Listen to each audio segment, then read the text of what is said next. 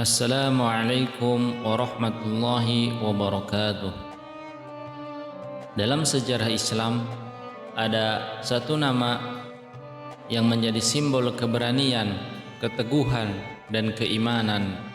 Seorang budak yang kulitnya hitam, tapi hatinya lebih bersinar dari cahaya. Dialah Bilal bin Rabah, muadzin Rasulullah sallallahu alaihi wasallam.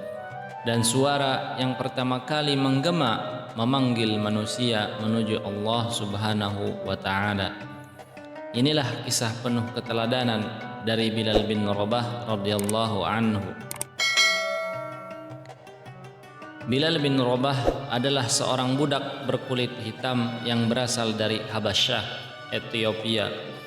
Ayahnya bernama Rabah dan ibunya Hamamah, juga seorang budak wanita dari Abyssinia.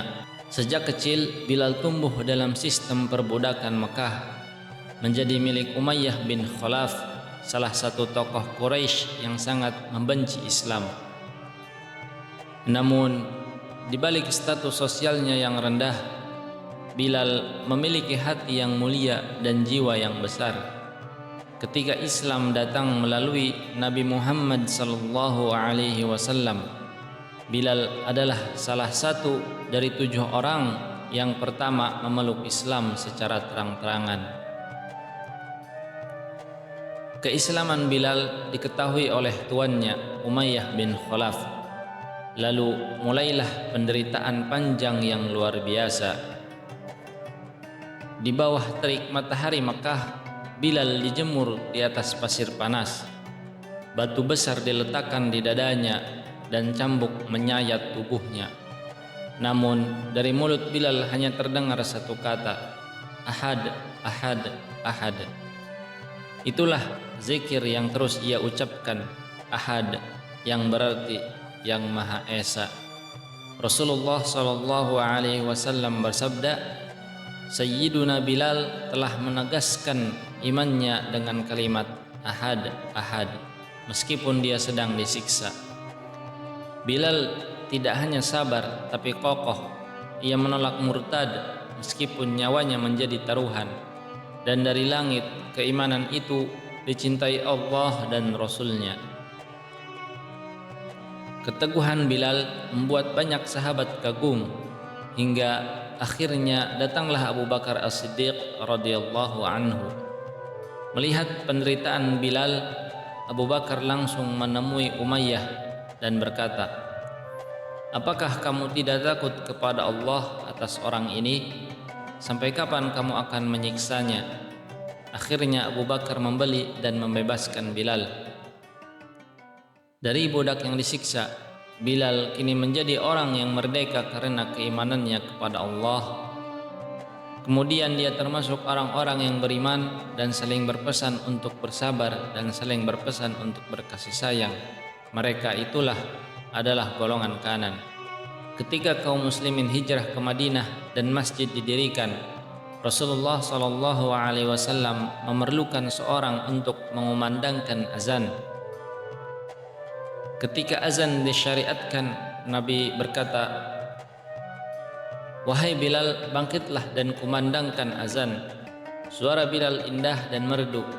Ia adalah orang pertama yang memanggil umat Islam menuju salat, dan ia menjadi muadzin utama Rasulullah sallallahu alaihi wasallam. Suatu hari Rasulullah sallallahu alaihi wasallam bersabda kepada Bilal, wahai Bilal, ceritakan kepadaku amal yang paling kau harapkan, karena aku mendengar suara sandalmu di surga di depanku. Hadis riwayat Bukhari dan Muslim. Ternyata Bilal selalu menjaga wudhu dan melakukan sholat sunnah setelahnya. Kebiasaan kecil tapi membawa ke surga. Ketika Nabi sallallahu alaihi wasallam wafat, hati Bilal hancur. Ia tidak sanggup lagi mengumandangkan azan.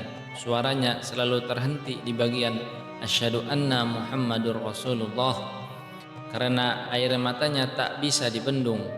Ia pun meninggalkan Madinah dan berhijrah ke Syam, ikut berjihad di jalan Allah Subhanahu wa taala.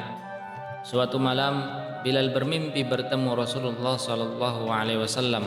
Dalam mimpinya Nabi sallallahu alaihi wasallam bersabda, "Wahai Bilal, sampai kapan engkau tidak mengunjungiku?" Bilal menangis lalu kembali ke Madinah. Ketika itu cucu Nabi Hasan dan Husain memintanya mengumandangkan azan. Begitu Bilal mengucapkan Allahu Akbar, seluruh Madinah menangis karena mereka merasa seolah Rasulullah sallallahu alaihi wasallam masih hidup. Bilal wafat di Syam pada tahun 20 Hijriah dalam usia sekitar 60 tahun. Ketika ajal menjemput, istrinya menangis dan Bilal berkata, "Jangan bersedih, besok aku akan bertemu dengan kekasih Muhammad dan para sahabatnya." Subhanallah, betapa rindunya Bilal kepada Rasulullah sallallahu alaihi wasallam. Apa yang bisa kita pelajari dari Bilal bin Rabah? Pertama, bahwa keimanan tidak mengenal warna kulit, suku, ataupun status sosial. Kedua, kesabaran dalam ujian dunia akan berbuah kemuliaan di akhirat. Ketiga, bahwa amal kecil yang konsisten seperti menjaga wudhu dan sholat sunnah bisa membawamu ke surga seperti Bilal. Nabi SAW bersabda, "Sesungguhnya Allah tidak melihat kepada rupa dan harta kalian, tetapi Dia melihat kepada hati dan amal kalian."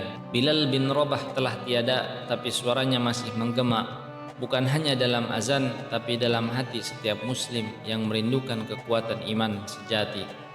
Semoga kita bisa meneladani keberanian dan keikhlasan Bilal. Mari kita jaga wudhu kita, jaga solat kita, dan jaga cinta kita kepada Allah dan Rasulullah SAW. Jika kisah ini menyentuh hatimu, jangan lupa like, subscribe, dan share video ini. Mari sebarkan semangat keimanan dari kisah para sahabat Nabi SAW. Sampai jumpa di kisah berikutnya.